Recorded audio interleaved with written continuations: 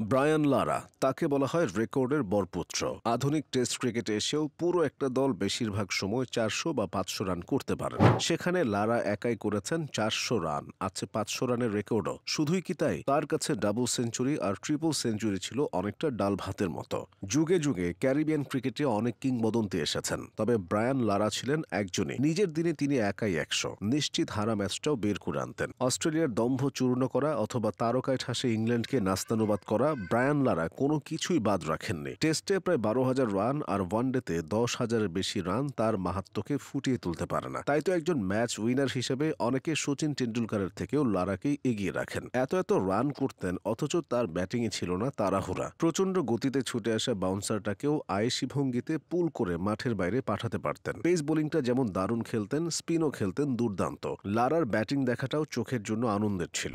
মাত্র 6 বছর বয়সে বাবার হাত ধরে ক্রিকেটে তার হাতে খড়ে। ছোট্ট সেই ছেলেই যে পরবর্তীতে ব্যাট হাতে অসংখ্য কীর্তি করবে, সেটা হয়তো তার জন্মদাতা পিতাও কল্পনা করতে পারেননি। স্কুল ক্রিকেট, অনূর্ধ্ব 19 ইয়ুথ চ্যাম্পিয়নশিপ এবং ঘরোয়া ক্রিকেটে ধারাবাহিক পারফরমেন্সের সুবাদে 1990 সালে জাতীয় দলের টিকিট পেয়ে যান লারা। আন্তর্জাতিক ক্রিকেটে অভিষেকের কয়েকদিন আগেই ইন্তেকাল করেন তার পিতা। এরপর ভেঙে গিয়েও নিজেকে সামলে নিয়েছিলেন লারা। এদিকে আন্তর্জাতিক ক্রিকেটে তার শুরুটাও ভালো হয়নি, কিন্তু সকালের সূর্য সবসময় দিনের সঠিক পূর্বাভাস দেয় না। টেস্টে নিজের প্রথম সেঞ্চুরি পেতে লারার অপেক্ষা করতে হয়েছে পাক্কা 3 বছর। 1993 সালের জানুয়ারিতে পেয়েছিলেন কাঙ্ক্ষিত 3 অঙ্কের দেখা। সেই সেঞ্চুরিও আবার যেনতেন প্রকারের নয়। ক্রিকেটের নতুন সাম্রাজ্য বিস্তার করতে থাকা অস্ট্রেলিয়ার বিপক্ষে ডাবল সেঞ্চুরি হাঁকিয়ে জাদুর বাক্স খোলেন লারা। এরপর থেকেই ধীরে ধীরে হয়ে উঠেছিলেন ওয়েস্ট ইন্ডিজ দলের অটো চয়েস।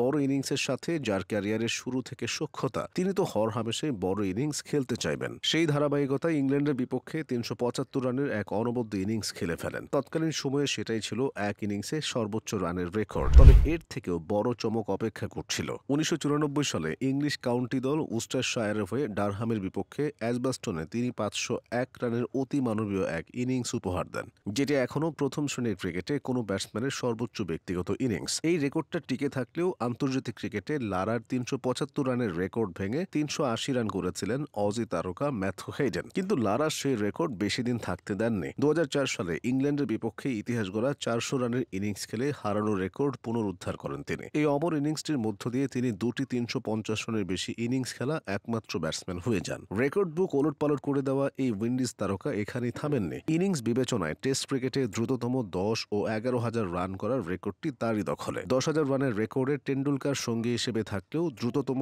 11,000 রানের মালিক কেবলই তিনি। ওয়েস্ট ইন্ডিজের ইতিহাসে সর্বোচ্চ টেস্ট সেঞ্চুরি তার। এছাড়া ক্যারিয়ারে মোট 9টি টেস্ট ডাবল সেঞ্চুরি করেছেন তিনি। তার চেয়ে বেশি ডাবল সেঞ্চুরি আছে শুধু স্যার ডন ব্র্যাডম্যান এবং কুমার সাঙ্গাকারার। টেস্টে 2টি ট্রিপল সেঞ্চুরি করা দ্বিতীয় ব্যাটসম্যান তিনি। সব মিলিয়ে টেস্ট ইতিহাসে 2টি ট্রিপল সেঞ্চুরি আছে মোট 4 জন ব্যাটসম্যানের। তারা হলেন sir Don Bradman, Brian Lara, Virender Sehwag এবং ক্রিস গেইল। এছাড়া তার সময়ের সব টেস্ট খেলুড়ের দেশের বিপক্ষে অন্তত একটি করে টেস্ট সেঞ্চুরি রয়েছে লারার।